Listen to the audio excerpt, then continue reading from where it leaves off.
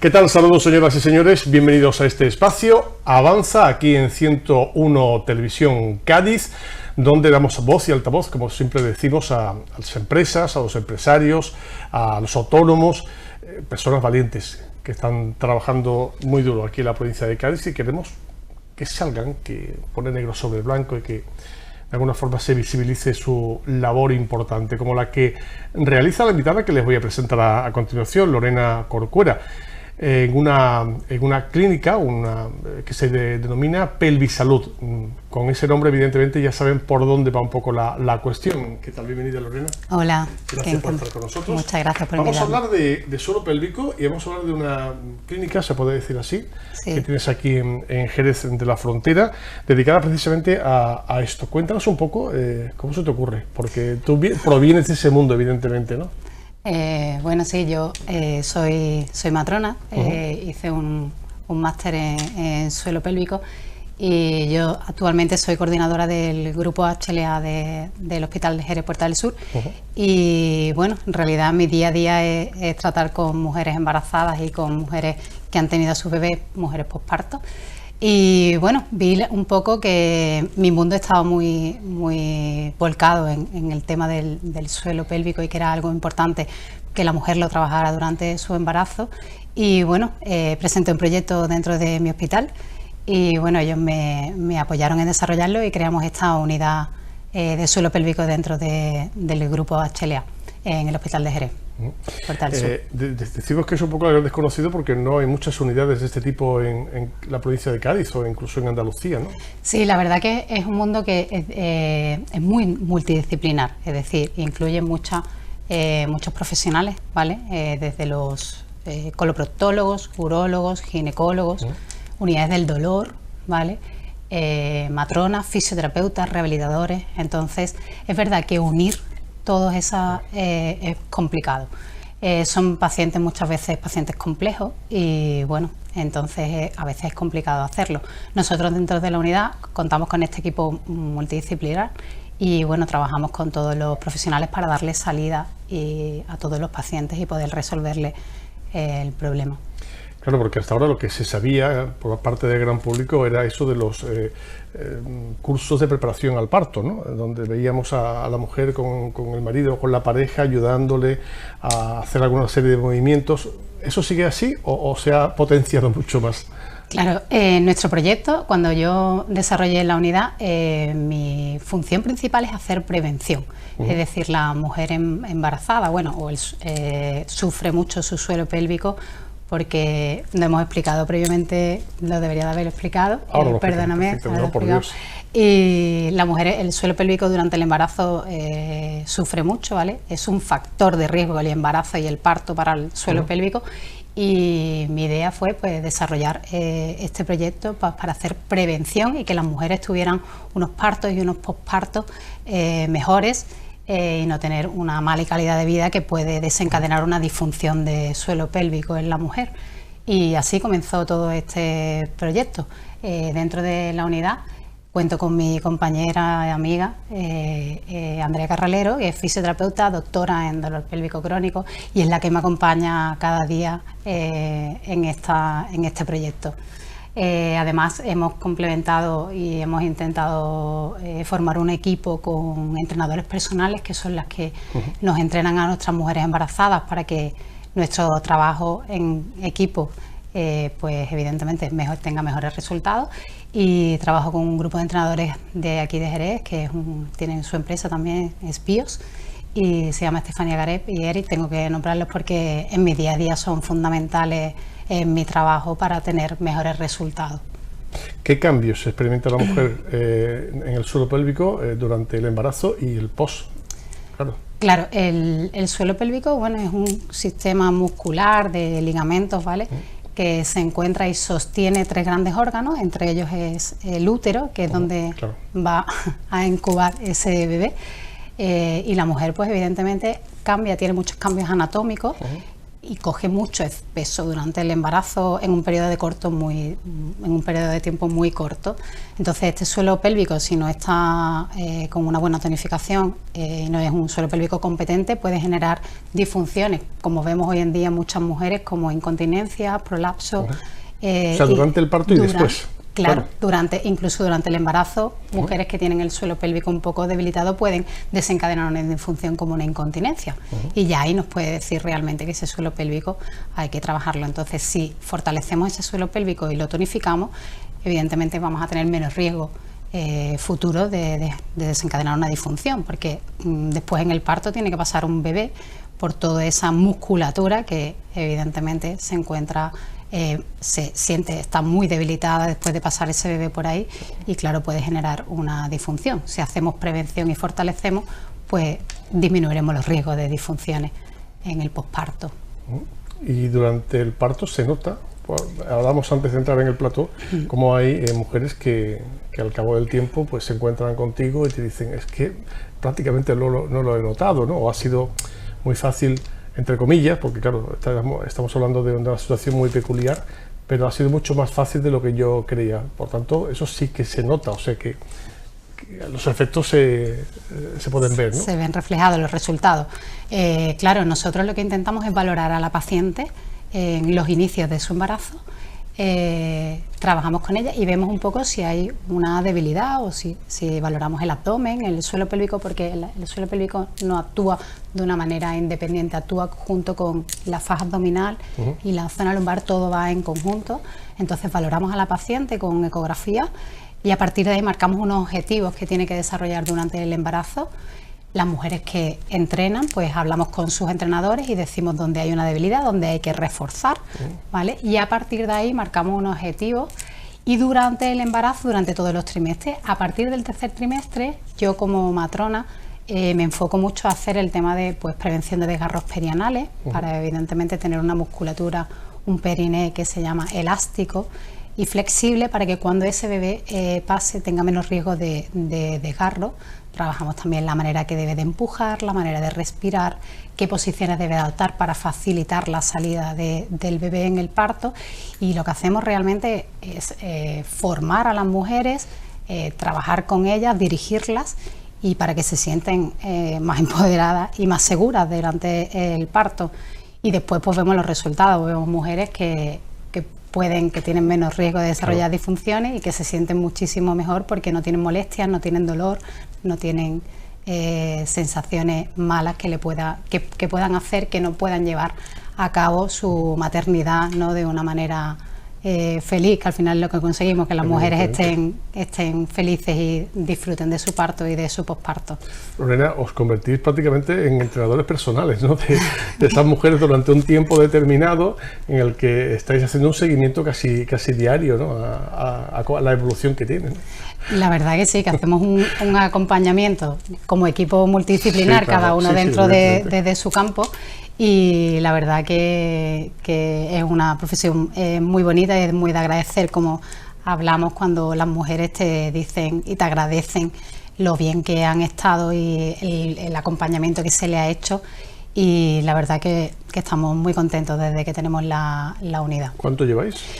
Pues yo ya llevo 4 años con el proyecto, y la consulta in situ llevamos 3 años y medio con la consulta, y la verdad que bueno, nos llegan pacientes de todos sitios y... El balance positivo, ¿no? Hasta ahora, ¿no? Muy positivo. Estamos muy contentos. Te iba a preguntar precisamente eso, el tipo de público, ¿no?, que recibís, el perfil de público, porque es verdad que ahora parece que la edad media de la mujer ha subido mucho en cuanto al embarazo se refiere. Eso puede provocar otro tipo de situaciones un poco más delicadas, ¿no?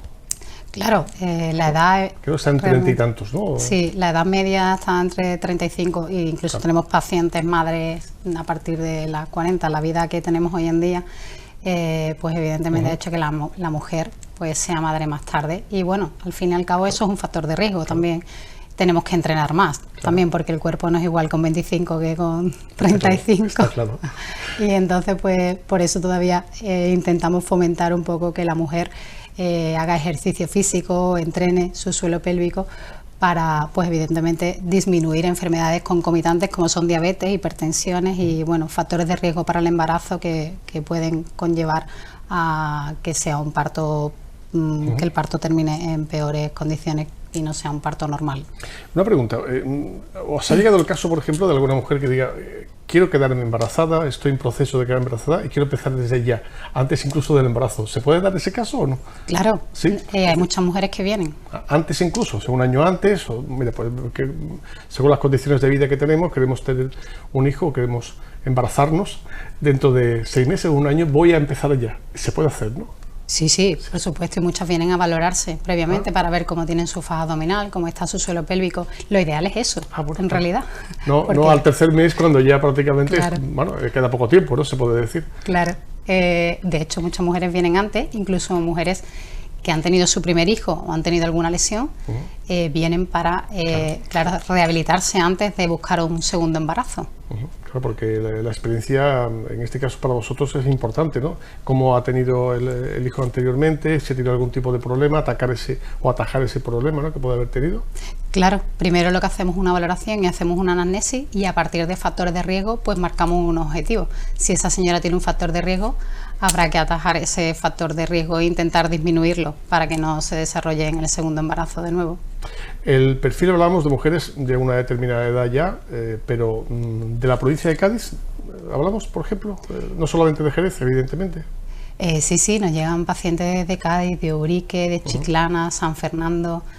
Nos llevan mujeres de todos sitios. Es verdad que en el hospital vienen muchas mujeres a nuestros paritorios a tener su bebé y bueno, intentamos pues ofrecerles estos servicios y muchas de ellas acuden a nuestra consulta previamente para llevar un embarazo más saludable.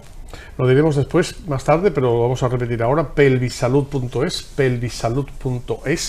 Ahí viene el teléfono, viene la dirección, el email, y bueno, para cualquier consulta que quieran realizar en toda la provincia de Cádiz, pues Lorena estará lógicamente esperando a resolver esa duda sobre este asunto que afecta a la mujer, pero también al hombre, aunque no se embarace, pero sí el hombre necesita también, en algunos casos particulares, fortalecer ese suelo pélvico. ¿En qué casos?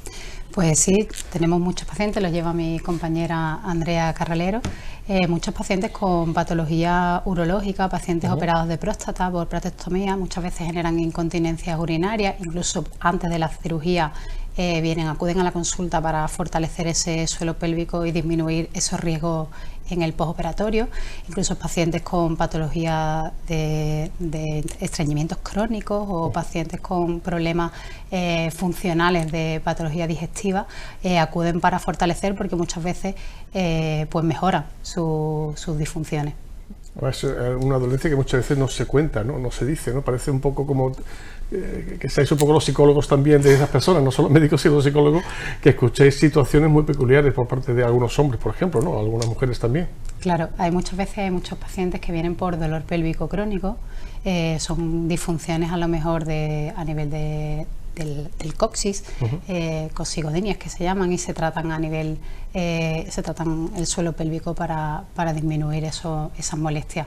Son pacientes complejos porque son dolores son dolores crónicos y muchas veces pues aliviamos a través de herramientas que utilizamos allí como terapia manual o radiofrecuencia, ¿vale?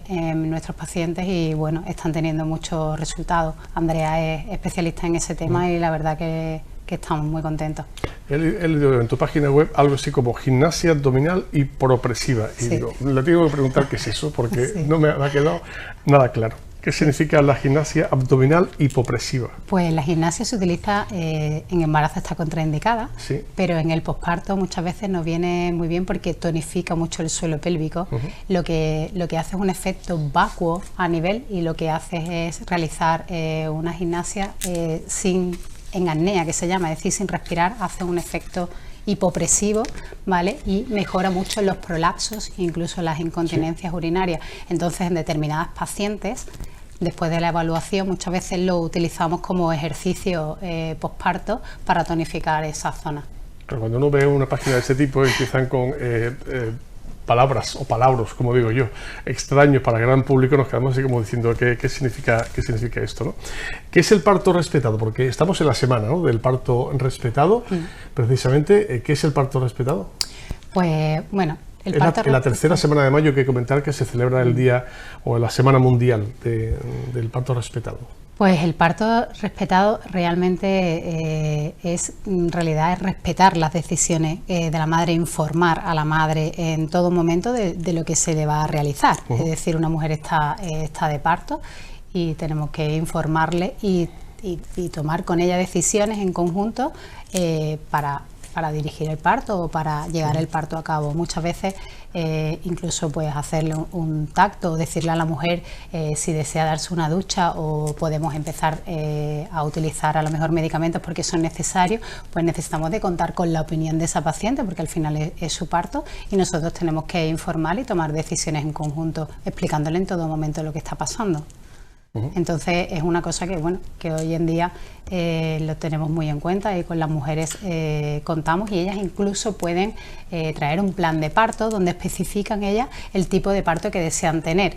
Evidentemente siempre pues muchas veces la situación pues no nos lo permite porque el niño ha habido un sufrimiento fetal y tenemos que tomar decisiones que tenemos que intervenir en el parto, pero por el bienestar tanto del feto como de la madre y simplemente hay que respetar las decisiones maternas e informarle en todo momento de lo que está sucediendo. Claro, porque habrá casos en los que diga la mujer yo quiero tener el bebé en casa, claro, que puede ocurrir, o tenerlo en una bañera, que también hay mujeres que dicen claro, pero hay que al menos contarle qué riesgo puede tener eso, que es muy bonito, está muy bien, pero cuando hay una complicación, evidentemente... Claro, la decisión de... Es siempre la decisión última, ¿no? Pero bueno, informarle, claro, ¿no? Oye, puedes tenerlo en casa, claro, es que mi abuela lo tuvo en casa, mi bisabuela, y yo quiero tenerlo en casa. Pero hay que explicarle un poquito lo que puede pasar, ¿no? Yo siempre digo lo mismo, la mujer tiene que parir donde se sienta más segura, pero siempre con los profesionales adecuados, claro, y totalmente informada. Normalmente nosotros intentamos en el hospital que el parto vaya de manera fisiológica, pero hay partos que se necesitan inducir por la causa porque tienen una indicación médica y se debe de hacer así. Pero evidentemente informando a la mujer en todo momento de lo que se va a hacer y todas las mujeres en realidad cuando tú le explicas y le dices realmente lo que está pasando y lo que está haciendo, se ponen en tus manos. Al final hay que confiar en los profesionales que para eso pues nos formamos cada día para dar el mejor servicio y la mejor calidad asistencial dentro de nuestro trabajo. ¿Influye, por ejemplo, el tratamiento que hacéis con el tipo de parto que quiere hacer la mujer? Por ejemplo, si desde el minuto 1 ya dice quiero tenerlo en casa, está claro que a lo mejor vuestra actuación va de otra forma distinta, porque sabe que a lo mejor no va a estar atendida en un hospital o no. Bueno, la decisión de parir en casa a nosotros no nos llegan mujeres que quieran tener parto en casa. ¿Claro? No, normalmente las mujeres que nos llegan a la consulta son mujeres que quieren parir en el hospital. Si hay una decisión de una mujer que quiere, siempre le decimos lo mismo, siempre tiene que ser un embarazo de bajo riesgo y siempre con un profesional que esté contigo y te dirija y ante cualquier signo de alarma o de urgencia debe de tener un hospital a 10 minutos del sitio donde vaya a parir, por seguridad de la paciente y del bebé. El hecho de que, por ejemplo, se aplique la epidural en algunos casos, pues no haría falta pues el fortalecimiento durante ese momento del suelo pélvico, ¿no? Porque no hay que hacer esfuerzo de ningún tipo. ¿Eres partidaria o es una opción muy personal? No. ¿O te pongo en un compromiso? No, de igual. La epidural es una herramienta más que utilizamos durante el parto. Hay muchas mujeres que paren, la mayoría paren con epidural, pero yo, como siempre digo, hay que determinar el momento, hay que poner la epidural. Es importante confiar en los profesionales a la hora de realizar la técnica de poner una epidural, porque muchas veces no es lo mismo un parto que esté provocado, que empezamos con una mujer con medicación, eso es un parto muy doloroso y muchas veces tenemos que poner una epidural temprana, pero siempre tenemos que dejarnos llevar por los profesionales y nos digan, ahora podemos poner una epidural, porque muchas veces poner una epidural en un momento determinado que esté un cuello que no esté favorable, que hablamos nosotros, puede conllevar a terminar a lo mejor en un parto instrumental o incluso en una cesárea. Entonces siempre tenemos que valorar. No hay aporte por parte de la mujer en este caso, claro, no hay una ayuda, ¿no? Claro. Empujar ni nada por el estilo. La epidural frena un poquito el parto, ¿vale? Y nos aumenta unos tiempos que llamamos tiempos de expulsivo, que es el tiempo desde que la mujer está en dilatación completa hasta que da a luz. Si esos tiempos de expulsivo se sobrepasan, pues tenemos que intervenir, o si podemos con un instrumento que utilizamos ventosas normalmente, o una cesárea. Si el niño está muy alto y no lo podemos sacar por vía vaginal, lo tendremos que sacar por vía abdominal.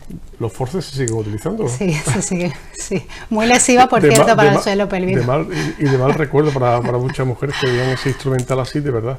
Sí, hay veces que hay que utilizarlo dependiendo de la posición de la cabeza del bebé. Pero es verdad que para el suelo pélvico no es lo más. Son pacientes que normalmente después acuden a rehabilitación, a nuestra consulta, porque el suelo pélvico ahí se puede debilitar mucho. En el equipo que tenéis, multidisciplinar, como has comentado, ¿hay también psicólogos? Pues mira, contamos con una psicóloga de nuestro hospital, Elena Gil, por cierto, que es maravillosa, y muchas veces le derivamos pacientes a ella para tanto posparto, porque claro, hay muchas depresiones posparto, y muchas mujeres, muchos pacientes con dolor pélvico crónico. Cuando existimos la necesidad de utilizar, interviene la psicóloga. Es importante. Incluso y durante también, ¿no? Porque claro, el hecho de que esté el padre, por ejemplo, que el parto es importante, ¿no? Sí, por eso te decía el tema de psicológico, ¿no? Porque a lo mejor una mujer se siente mucho más tranquila con la presencia de la pareja al lado, ¿no? Que le pueda coger la mano, que le pueda tranquilizar. Eso influye muchas veces más que cualquier otra cosa, ¿no? Mentalmente, supongo.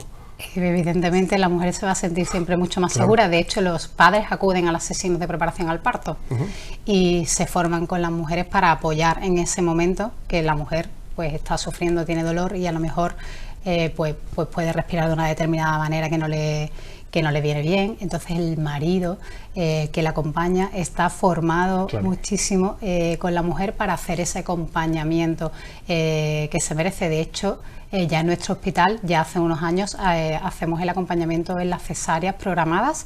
El marido entra con la mujer para que tenga menos miedo, para que la mujer se sienta más tranquila, y eso está evidenciado científicamente. El acompañamiento es fundamental en el parto para que los resultados sean mucho mejores.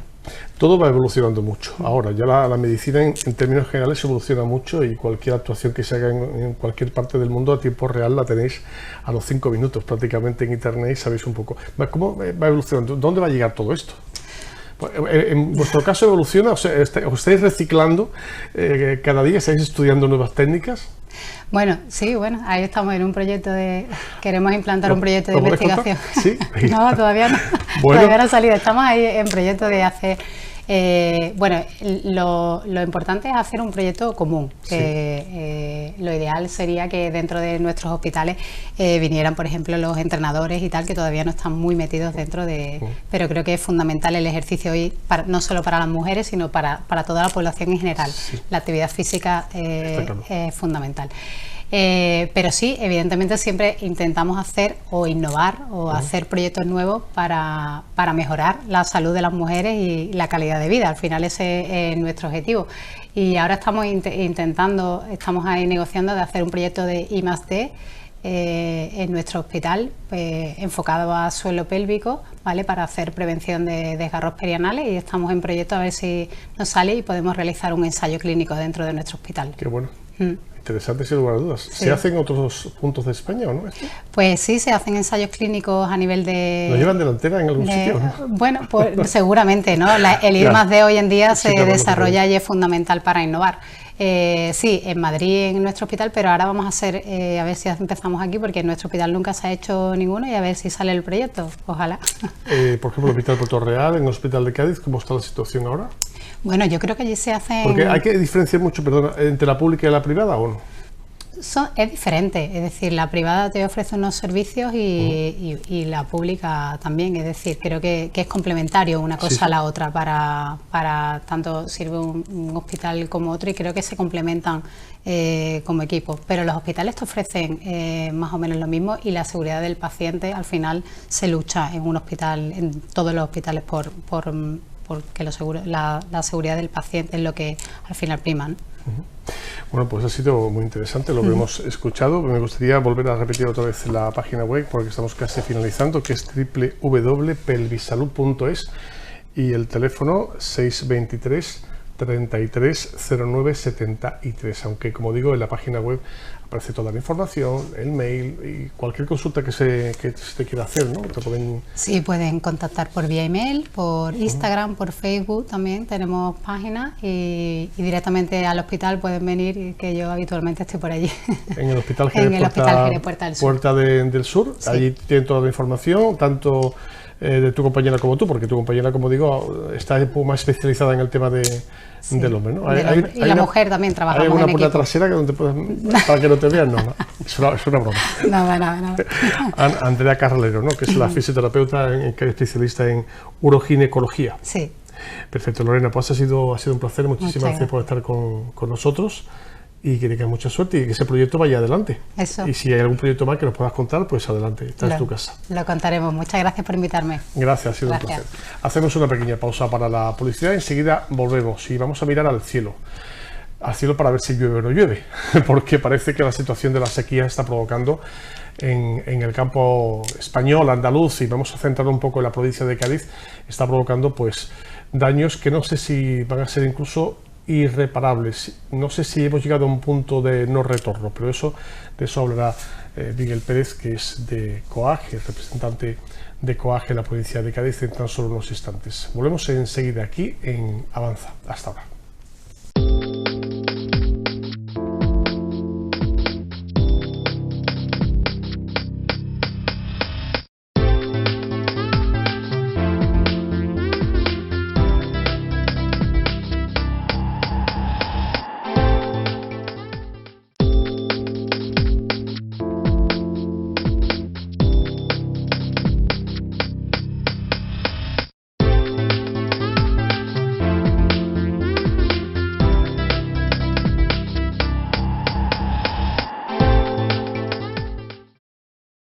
Bien, continuamos en nuestro programa Avanza aquí en 101 Cádiz y vamos a hablarle, como le decíamos antes de la publicidad, del cielo, de la lluvia, de la sequía y de los efectos que está provocando en el campo andaluz en general y en el campo de la provincia de Cádiz en particular. Porque decía antes que no sé si hemos llegado a un punto de no retorno en algunas explotaciones y en algunas empresas que están pasándolo realmente mal. Estamos con Miguel Pérez, secretario general de COAG Cádiz, que ha sido reelegido hace muy poco, digámoslo así, hace escasamente 6-7 meses. Miguel, ¿qué tal? Bienvenido. Muchas gracias. ¿Cuántos años ya en COAG? Muchísimo. Bueno, ¿no? en COAG llevo, mejor no pensarlo. Cuando era UAGA, ¿no? Cuando era UAGA, bueno, estábamos en ese momento de cambio. De transición, ¿no? Sí. Seguimos siendo UAGA. Sí. Estatutariamente conservamos el nombre. Porque bueno, no queríamos perder el origen, lo que pasa que es verdad que teníamos que unificar una marca a nivel nacional y no tenía sentido que en cada territorio nos llamáramos de una forma distinta, ¿no? Y bueno, y la marca es COA, ¿no? Y bueno, yo creo que yo llevo sobre 20 años. 20 años en COA, no en los mismos puestos, evidentemente. Evidentemente, sí, pero bueno, que echamos la vista atrás y el tiempo pasa y rápido. Trabajando por y para los agricultores. ¿Habías vivido una situación tan peculiar como esta? Bueno, en los años 90... En los años 90 es verdad que hubo una sequía muy importante. Lo que pasa es que aquí se da una serie de circunstancias que agravan la situación, no solamente la sequía, hablamos de la pandemia, hablamos de la guerra, hablamos de la subida de costes que prepandémica. O sea, nosotros antes de llegar a lo que es el confinamiento nos íbamos a manifestar justamente 2 días antes, el día 12 de marzo, teníamos previsto una manifestación para cortar el puerto de Algeciras, porque ya el incremento de costes, las importaciones, una PAC que ya se perfilaba que no nos venía bien para Andalucía, pues hacía que nos hubiéramos decidido a manifestarnos y cortamos la manifestación, la abortamos, yo creo que con responsabilidad, cuando todos estábamos en duda de lo que iba a pasar y a los 2 días estábamos encerrados en casa, ¿no? Y a partir de ahí todo se ha sucedido de una forma muy rápida y hemos entrado en una etapa distinta. Ese incremento de costes de forma descomunal, lo que son los combustibles, lo que ha sido la electricidad. Todo, el pienso, lo que es los fertilizantes. En algunos casos, como la urea, se triplicó de precio. Es una barbaridad. Algunas fábricas que no tenían capacidad para producir porque no tenían materia prima. O sea, momentos como este, en cuanto al tiempo sí, pero en cuanto a la coyuntura económica y lo que ha ocurrido, el trastoque que ha habido, ni los más viejos del lugar recuerdan un momento como este. ¿Y qué está provocando en el pequeño agricultor? Pues una tensión muy importante en las explotaciones, sobre todo las explotaciones que tienen, bueno, que ya venían raídas en cuanto a sus beneficios, ¿no? Tienen una cuenta muy endeble. Si le ponemos lo que viene una PAC con unos recortes muy importantes para la provincia que han entrado en vigor este año y todo lo que hemos contado, pues la verdad que en algunos casos, algunos agricultores deseando dejar la explotación, otros vendiendo, otros abandonando sencillamente lo que es la actividad, en el caso de la ganadería de una forma importantísima, y otros deseando, bueno, llegar al final de su vida, intentar amortizar. Por eso pasa lo que pasa. Si viene un fondo de inversión con las placas solares o con los aerogeneradores, pues el agricultor, que ahí no está el debate, que no tiene la culpa de que se impongan este tipo de parques en medio del campo, lo que está deseando es firmar un contrato que le dé cierta estabilidad económica. Y bueno, es una coyuntura, la verdad que bastante triste para la provincia y para Andalucía en general. En la provincia de Cádiz en concreto, ¿qué áreas son las que más están perjudicadas? Están todas las áreas afectadas. Nosotros tenemos, dentro del momento tan malo, tenemos una suerte, que es que las cuencas que tenemos hidrográficas son muy importantes, tienen bastante capacidad de reserva. Pero estamos hablando casi un 30%, ¿no? No, menos, tenemos menos del 30%. En general, digo, no sé si... En general andamos por el 25%. Claro. Lo que ocurre es que tenemos mucha agua embarzada. Con esto no quiero decir que cuando va a hacer verano a lo mejor nos digan que tenemos que recortar, pero si nos comparamos, por ejemplo, con la cuenca del Guadalquivir, que está a un 15%, sí, mermando día a día, y además con unos recortes de agua de hasta el 88% de la dotación de los agricultores. Esto es inviable. Esto hace toda, por ejemplo, la zona de Lebrija, toda la zona del Bajo Guadalquivir, la hace inviable. Está en un modo de supervivencia. En el caso del olivar, tienen 400 metros cúbicos por hectárea. Esto es decir, vamos a mantener el árbol, si podemos, para que no se muera. De producir ni hablamos. El fruto ni hablamos. Vamos, con esa cantidad, el poco agua que ha caído, con ese aporte hídrico, la verdad es que no puede seguir adelante. Entonces nosotros estamos tenemos un recorte de un 25%. Sobre 5.000 metros cúbicos hectárea tenemos un 25% y nos hemos podido apañar haciendo juegos malabares, pero de una forma u otra hemos mantenido un nivel bastante decente para la situación que tenemos en general. Pero quitando esta parte, bueno, el secano evidentemente muy afectado, lo que son los cereales, pues en algunos casos con una merma muy importante por hectárea, y otro de los grandes perjudicados es la ganadería extensiva. La ganadería extensiva que en parte del año depende de los pastos, pastos naturales. Evidentemente este año hemos tenido una escasez de pastos muy importante, con lo cual el ganadero tiene que aportar piensos, y tú lo has comentado antes, los piensos han subido de una forma desmesurada y la cuenta de resultados se ve muy mermada. Son situaciones muy críticas. Y en cuanto a zonas, como dices, fácilmente se puede decir, bueno, las andas, por ejemplo, están muy afectadas a la ganadería.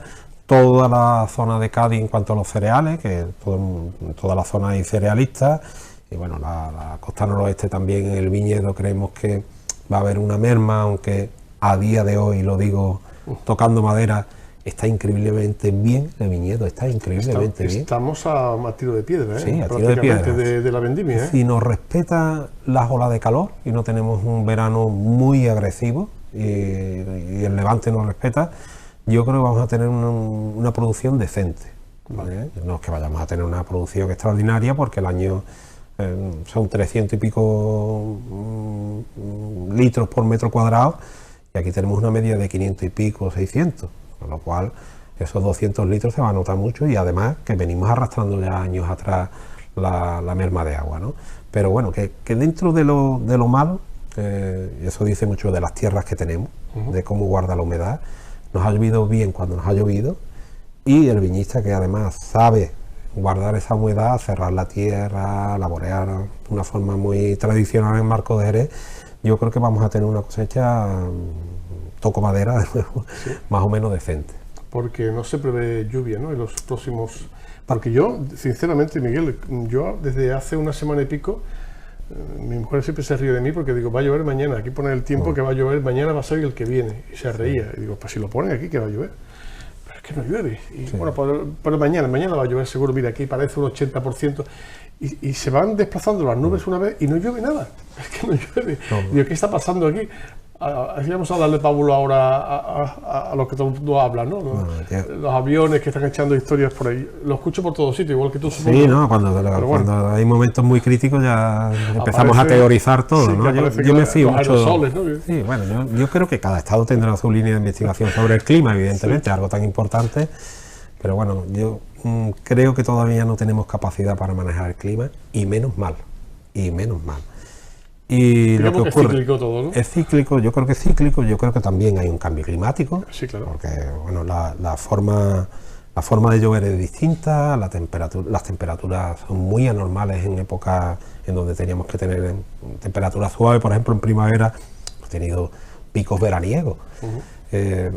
Esperábamos que lloviera en abril, se nos fue sin una gota. Mayo hemos tenido algo, no en toda la zona, pero algo muy tímido. Y en algunas zonas haciendo daño. La zona costera noreste de Trebujena cayó una granizada y ha estropeado la uva en una franja, la zona norte de Trebujena.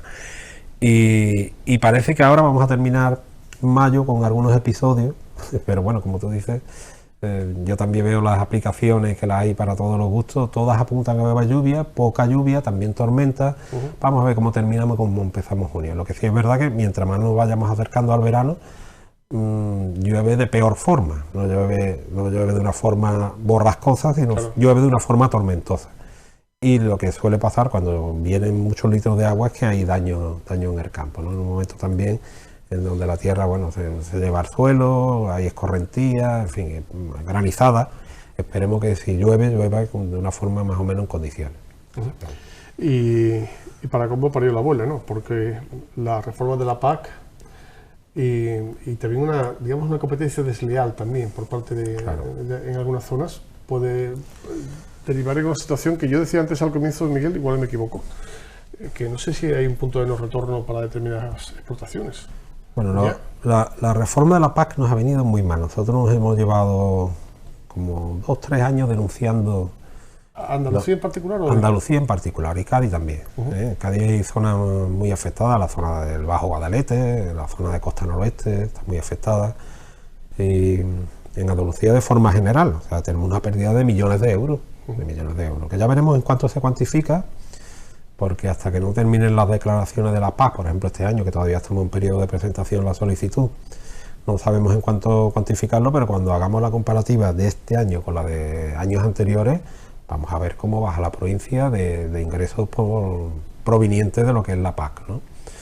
Y además, no solo eso, ¿no? Sino que da una vuelta de tuerca más en ese modelo de no mirar lo que es producir y hacer las cosas bien en el campo, sino es regar dinero por hectárea, sin tener en cuenta qué tipo de cultivo es, qué tipo de inversiones hacen los agricultores. Por ejemplo, aquí en la zona del Guadalcacín, nuestra zona Jerez Arco, aquí hay una inversión cercana a los 90 millones de euros que hay que amortizar.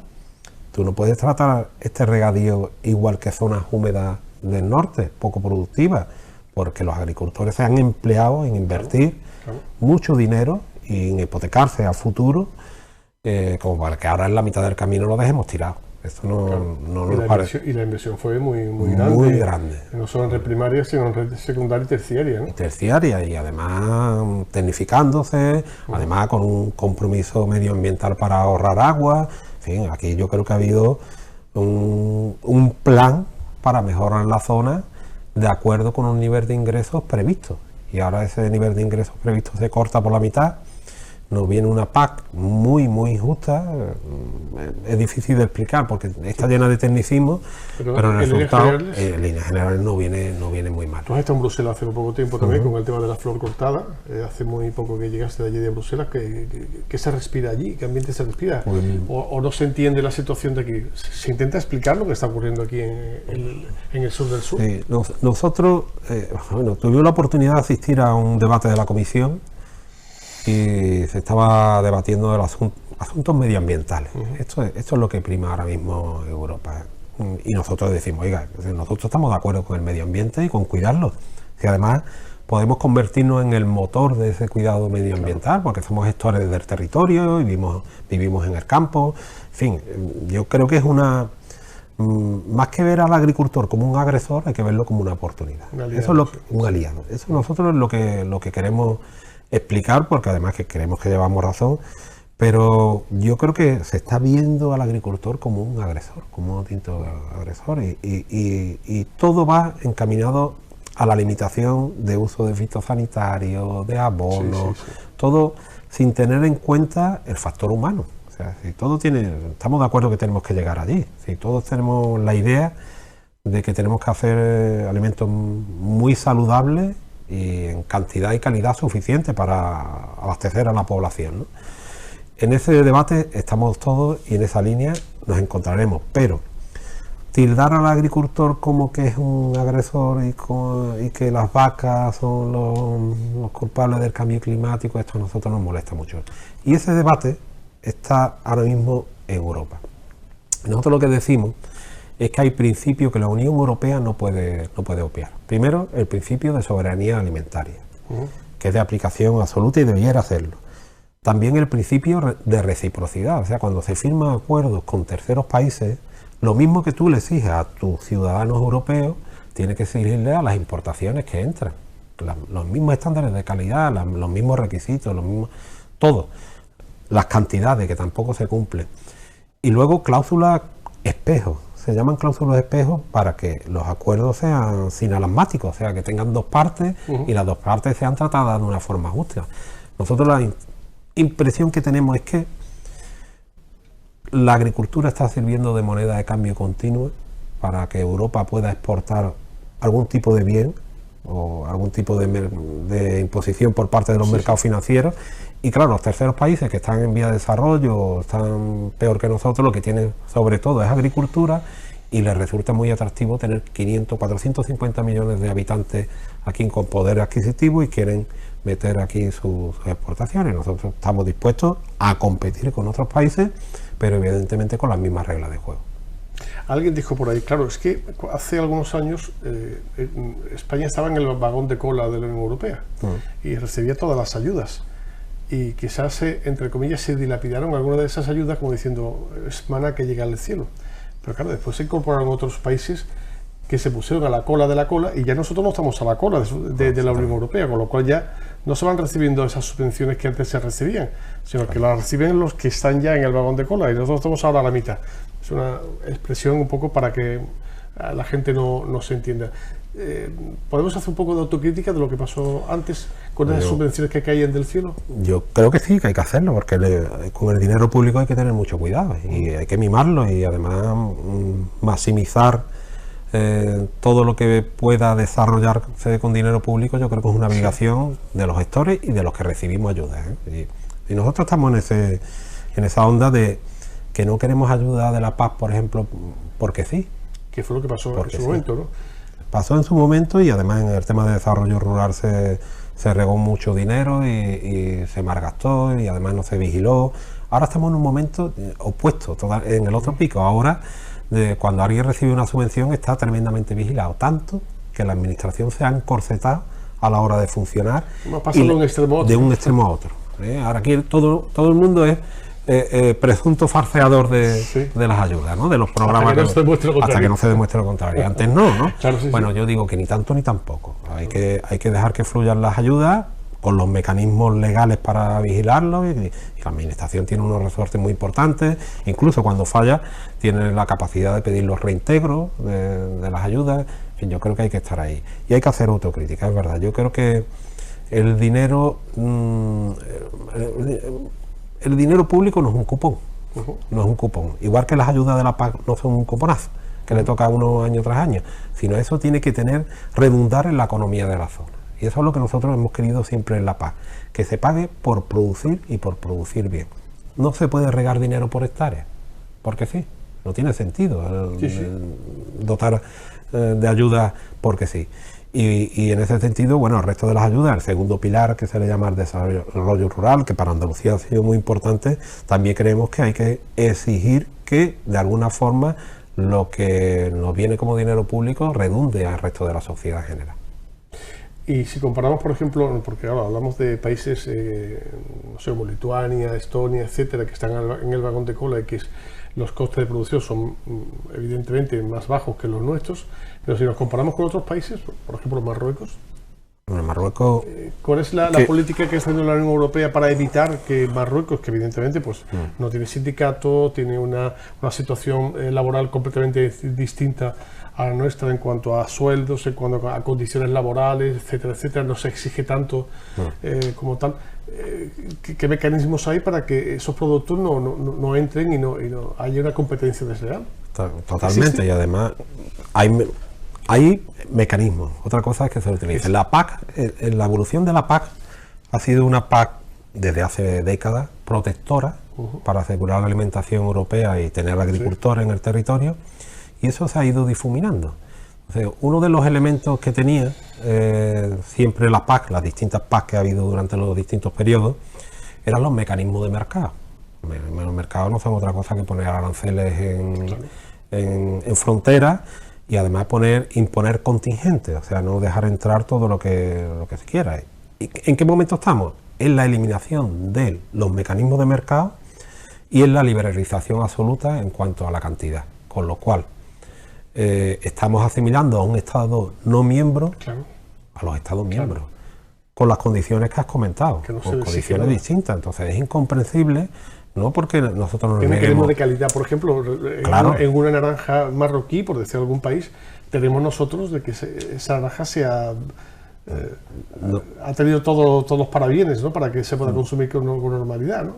Esto es una asignatura pendiente por parte de Europa. Europa tiene una política agraria común, pero no tiene una política de control común de las importaciones. No tiene una política común sobre puertos de entrada, por ejemplo, Algeciras, puerto de Cádiz, Rotterdam, los puertos más importantes, debieran tener una política común unitaria controlada por Europa. Esto no existe, ni se saben las cantidades, hay estadísticas, pero sabemos que los controles son mínimos, y en la mayoría de los controles son administrativos, no son controles físicos, con lo cual, bueno, al final es una gran falacia que a los tuyos les exija una gran cantidad de condiciones, de exigencias, y ahora lo que viene de fuera, el consumidor, sin saberlo, porque el etiquetado es otro de las reivindicaciones, sin saberlo, porque se confunden las producciones con las nuestras, está comiendo algo que no es tan, presuntamente tan saludable como lo que se exige en Europa, ¿no?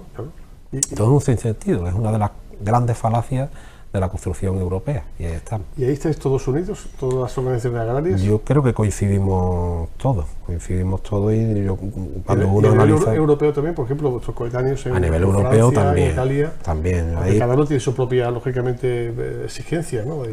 Prácticamente estamos todos antes los franceses estaban quejándose también de las exportaciones españolas, ¿no? Pero bueno, ya estamos compitiendo en igualdad de condiciones y no tiene sentido que se quejen. Ya no se vuelcan los camiones con las imágenes típicas, ¿no? E históricas, pero bueno, que ahí yo creo que coincidimos todos, ¿no? Es que no tiene sentido que no se le exija a lo que entra las mismas condiciones que se le exige a un europeo. Hablando de exigencia, ¿qué se le exige ahora a la Junta de Andalucía? ¿Qué se le exige al Gobierno Central? ¿Qué se le exige por parte de los agricultores? ¿Hay alguna demanda que ahora os obligue a manifestaros en la calle? Sí, nosotros, bueno, estamos con el tema de la sequía muy centrado, pero somos conscientes que no hay dinero público para paliar el problema. Eso somos conscientes, ese es el punto de partida, y habrá que aguantar el tirón como lo tengamos que aguantarlo. Pero sí para aliviar un poco, ¿no? Para aliviar, eso es. Son medidas paliativas. Bueno, por lo menos. Medidas fiscales, sí. Ayudas directas a algunos sectores, abastecimiento, por ejemplo, a los ganaderos por puntos que ya no, pozos que ya no, para auxiliar en cuanto para que beba el ganado. En fin, un paquete de medidas que estamos reivindicando, que yo creo que hay que ponerlas en marcha con mucha dotación, con la dotación máxima que se pueda por parte de los presupuestos de cada administración. Y luego estamos estudiando, cada vez que hay una reforma de la PAC y entra en vigor, que ha entrado en este año 2023, Europa no para de reformar. Entra en vigor y ya está pensando en la reforma intermedia de la PAC, que sabemos que va a suceder normalmente a los 2 o 3 años. Estamos otra vez empleados, esto es una asignatura siempre pendiente, ¿no? Continua. Y estamos reivindicando darle la vuelta a la PAC. Nosotros lo que aspiramos es que la PAC contemple las distintas realidades productivas que hay en Andalucía, que no nos metan en el mismo saco un cereal de Teruel, sin menospreciar ningún tipo de producciones, pero bueno, somos distintos y tiene que tener una consideración distinta. Claro. Aquí no llueve tanto como en Teruel, por ejemplo, ¿no? por La ejemplo. temperatura no es la misma o cambia mucho la zona. ¿Esa es una reivindicación? ¿Alguna más que tengáis? Bueno, yo siempre digo que hay una general, ahora que hemos tenido elecciones, que el tema del campo esté en los programas de los partidos políticos como algo importantísimo. Eso es interesante. Porque Eso es interesante. cuando hablamos de agricultura, hablamos de alimentación. Y es un tema que se toca poquísimo. Yo siempre acudo a todas las reuniones de todos los partidos políticos porque lo que intentamos es impregnar los programas de nuestras reivindicaciones. Creo que siempre es una buena oportunidad, ¿no? Cada vez que hay elecciones. Y ahora nos pondremos en marcha en las generales para que se impregne de agricultura los programas electorales. Es la gran olvidada. Aquí se habla de todo, que se tiene que hablar, de vivienda, de economía general, de todos los asuntos, de sanidad, de educación, pero no hablamos de alimentación. No hablamos de alimentación. Por ejemplo, hemos tenido una norma, que es la ley de cadena alimentaria, que prohíbe que los productores vendan por debajo de los costes de producción, que eso llevamos años reivindicándolo, pero esta norma no ha tenido un desarrollo normativo, no ha tenido un real decreto, no ha puesto en marcha los mecanismos como observatorios de mercado, registro de contratos, no se ha puesto en marcha, con lo cual tenemos una norma muy bonita que la podemos colgar, igual que colgamos un cuadro, pero sigue igual, ¿no? Pero seguimos igual. Los intermediarios, ¿no? Los intermediarios, que son los que hacen la fiesta, que de alguna forma constriñen la economía por abajo y maltratan al consumidor por arriba, ¿no? Entonces, bueno, vamos a ver si terminamos eso con independencia de quién ostenta el poder. Lo que está claro que es una ley orgánica de obligado cumplimiento y vamos a seguir trabajando por esta zona. Y me consta que Miguel sigue trabajando 4 años más, ¿no? Bueno, 4 años más. Claro que sí. Al frente de Coag Cádiz. Tenéis en La Barca, ¿no? Tenemos la sede central en La Barca. De la Florida, es provincial, pero la tenéis allí en La Barca. Esa es la oficina provincial, pero tenemos 7 oficinas repartidas por el territorio. ¿Te las sabes de memoria? Más o menos. Venga, a ver. Argodonales, Arcos, Castellar de la Frontera, Tarifa, Chipiona, y se me queda otra. ¿Costa Noroeste? Chipiona, la tenemos en Chipiona. Sí. Se me queda otra. Y La Barca, somos 7, somos 7 en total. 7 la central y 6 oficinas. Aprobado. Bueno, ya el tiempo he tenido.